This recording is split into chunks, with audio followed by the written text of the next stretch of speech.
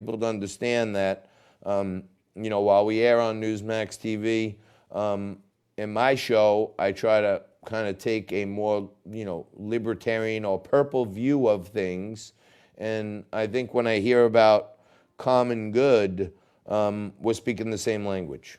Yeah. We're pretty purple. And so, what we were talking about with this recovery authority is that one of the things that this COVID-19 crisis has shown is how incredibly, tragically inept the red tape nation really is. It delayed containing the virus for over a month while people were waiting for bureaucratic approvals. And then when the virus spread everywhere, nobody could deal with it except by throwing away the rule books. So all the stuff they're doing now, telemedicine and setting up temporary hospitals and, all sorts of things, all of those violate the rules. So nothing works unless you violate the rules, which makes you wonder, well, why do we have the rules there in the first place? I'm with you. I kind of, in my heart of hearts, as an entrepreneurial sort, I kind of think telemedicine is a part of the future of reducing overall healthcare costs to both doctors and insurance providers. So sometimes, Yeah, sometimes I'm you all need a for that. good. I agree with you, but that wasn't allowed until now. No, I'm with That you, was, but I'm saying sometimes, you have, you have these innovations that crawl along and search for that. I used this term before, moment of inertia, that ignition point where it goes viral and everyone hears about it, or a regulation changes that makes a new innovation pop out. And I think this kind of popped the pimple on telemeds, and in the long term, it's going to be a good thing that they, maybe went outside of what was allowed. But sometimes, in emergencies, this happens. yeah, that's right. And so we should learn from the emergency. But one of our other points is when we start getting the economy back going again, it's going to be really hard to do it effectively unless we waive a lot of rules. So the inspections required to reopen a restaurant or whatever, the backlog will be 6 months. So we need to let people reopen and be inspected after the fact. We need to have one-stop shops for permits so people don't have to go through a 3-month permitting process to get going again. I mean, we need to learn from the mistakes here that this enormous, literally every establishment is probably subject to more than 1,000 rules that nobody knows, and we've got to make them practical for people to navigate. We can't expect that people have a big law firm that they can afford behind them to do any simple activity. Yeah, I tend to agree with you, and I think, as I mentioned earlier, I like common sense approaches. I've run for office a couple times as an independent on no party line, as a real independent. Got my ass handed to me, of course, but I ran, to encourage voter choice, ballot access, same-day voter registration, things like that, which were advocate issues for me, right? But Right. what I see right now is everything that comes out of Washington is painted with a big red letter, R or D. Like, you know what I mean? None of these solutions, like you're talking about a recovery authority, bipartisan recovery authority. I don't know where we can find the people who will agree to be bipartisan. Yeah, exactly. So, America, I think the parties are like, it's like World War One. They're stuck in their trenches.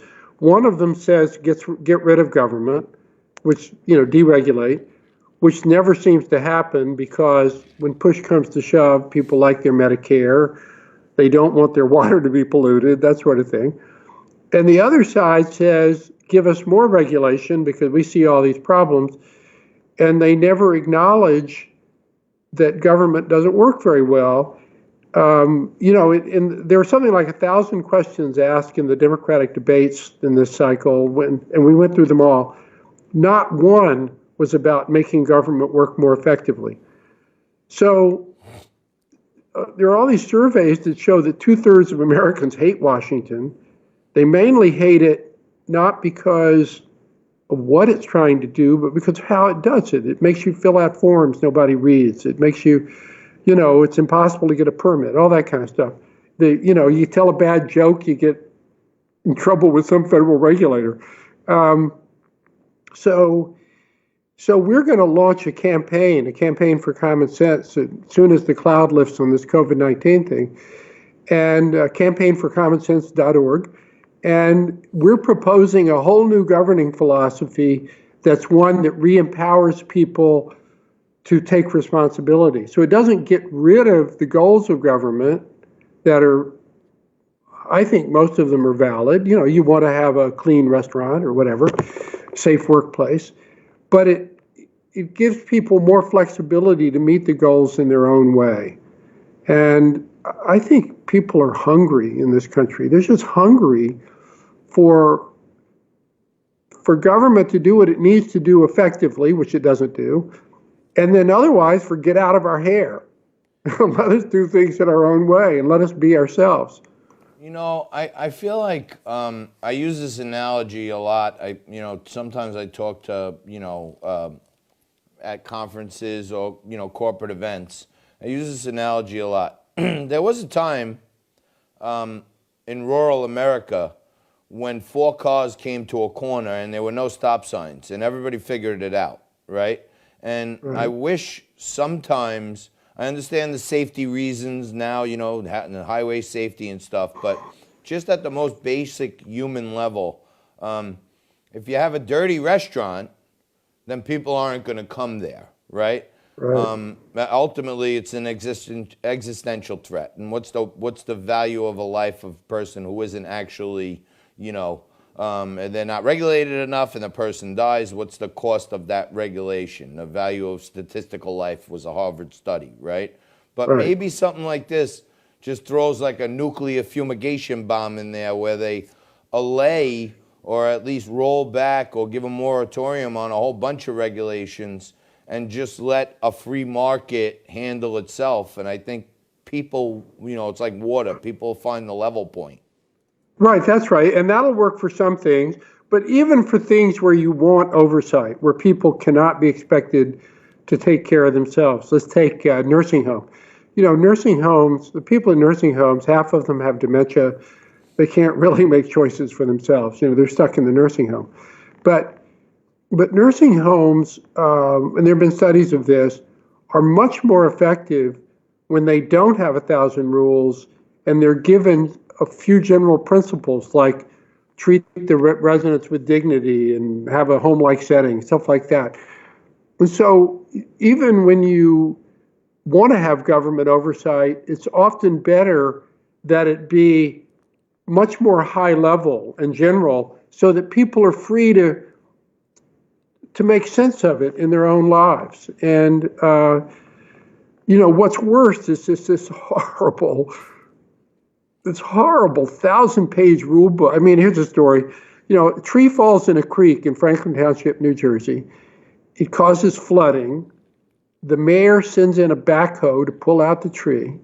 The lawyer says that's a class C1 creek, whatever that means, and you need official approval to remove a natural object from a class C1 creek. And it takes him practically 2 weeks and $10,000 in legal fees to get a permit to do what's completely obvious, which is to pull the tree out of the creek. That's the kind of thing that drives people nuts. And that's that's how American government works today. And you know what? I'm a New York City guy. I live in Staten Island, but I know a little bit about my Garden State there.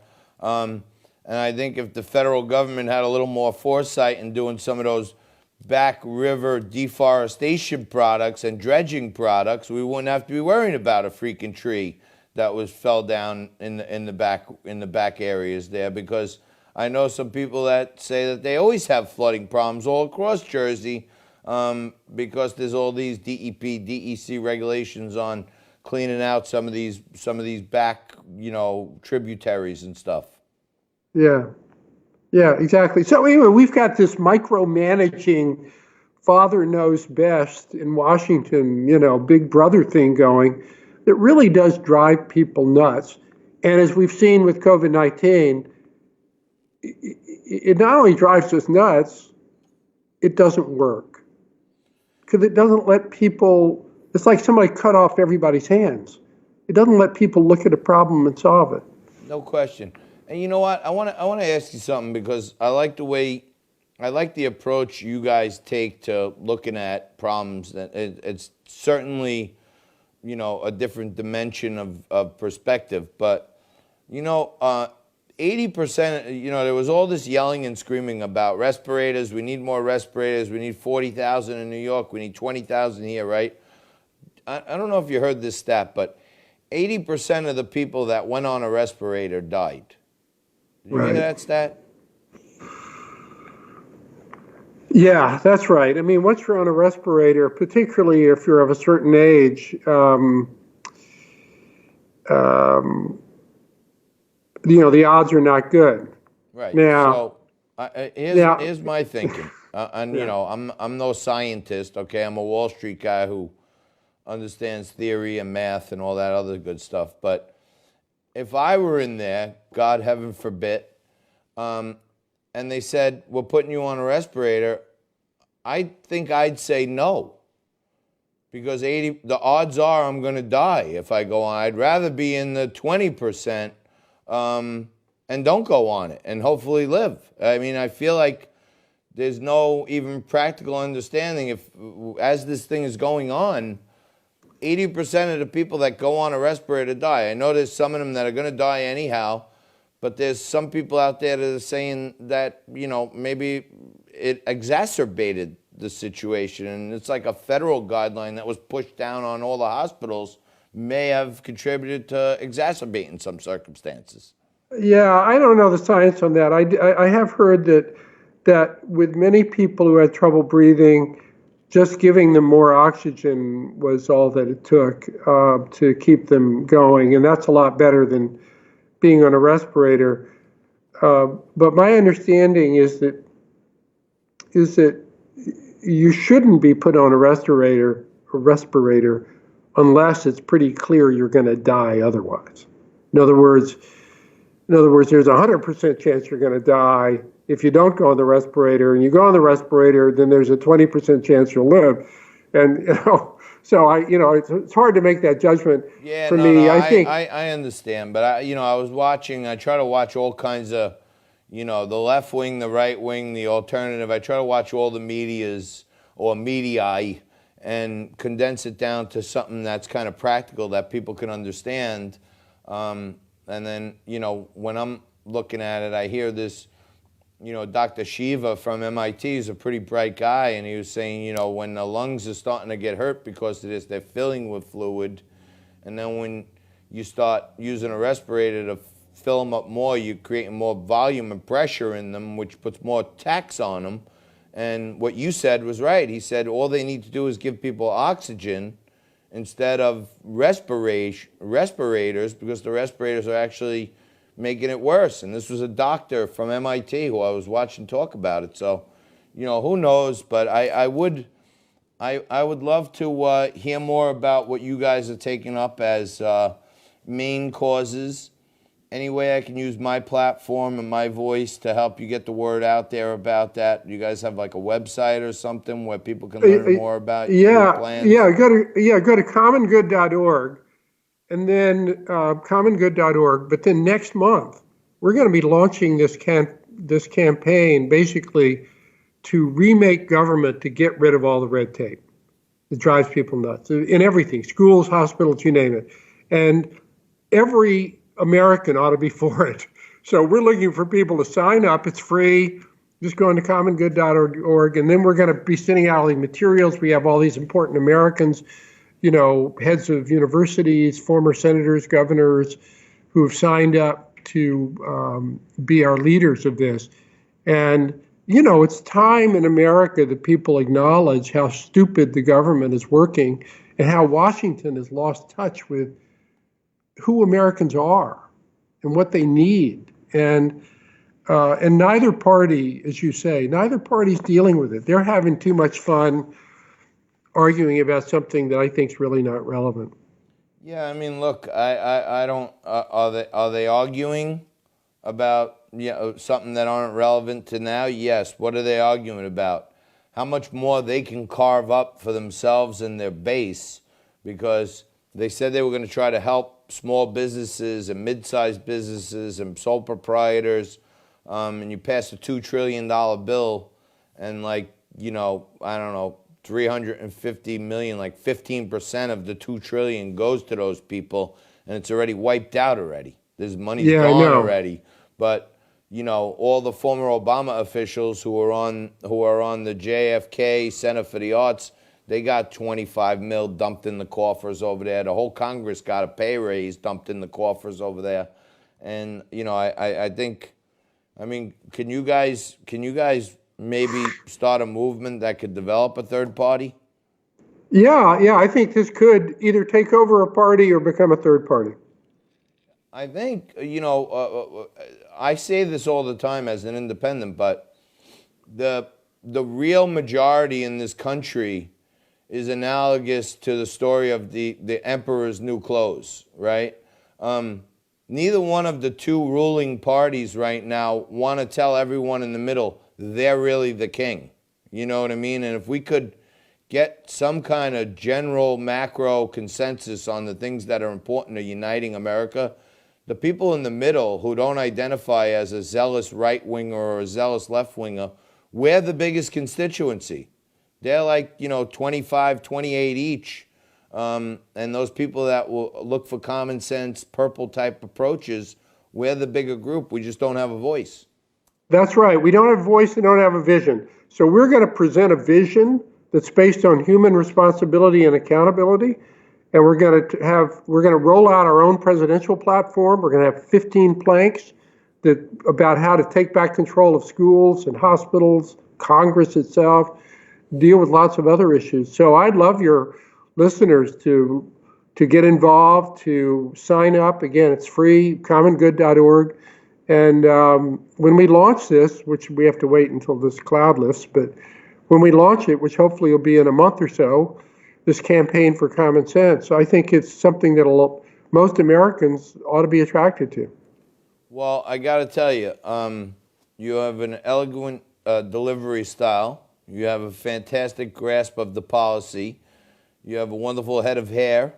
And to me, you look like you could be, straight out of central casting for the renegade third-party candidate. Not this cycle, but if we put our heads together and do some work, maybe you could be our guy in 4 years. Great, excellent. Anything to get this country, to unleash the Americans' energy and initiative, that's what's missing now. There's so much goodwill, there's so much energy in America. And, and everybody just feels like their feet are bogged down in mud and quicksand and stuff. It's, let's get moving. Brother, I'm with you. I got the notice that you were going to join us today. I did a little reading about you and the organization, and I was really happy to have you and enlighten our folks about you. You got to go to commongood.org. And you know what? I talk about this a lot on the show, folks. This is really a time for reflection, self-empowerment, self-improvement.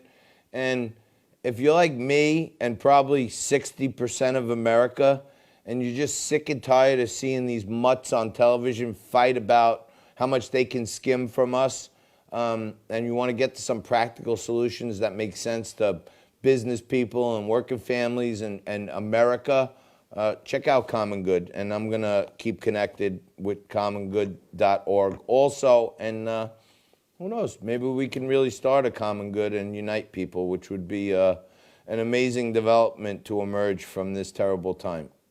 Thank you. Yeah, it would be. It'd be great. Thank